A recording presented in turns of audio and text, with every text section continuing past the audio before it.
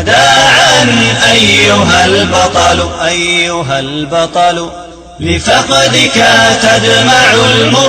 تدمع المقل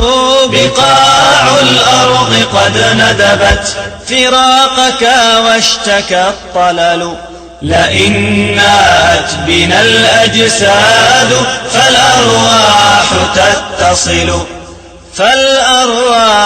تتصل ففي الدنيا تلاقينا وفي الأخرى لنا الأمل فنسأل ربنا المولى وفي الأسحار نبتهل بأن نلقاك في فرح بدار ما بها ملل بجنات وروضات بها الأنهار والحلل بها الحور تنادينا بصوت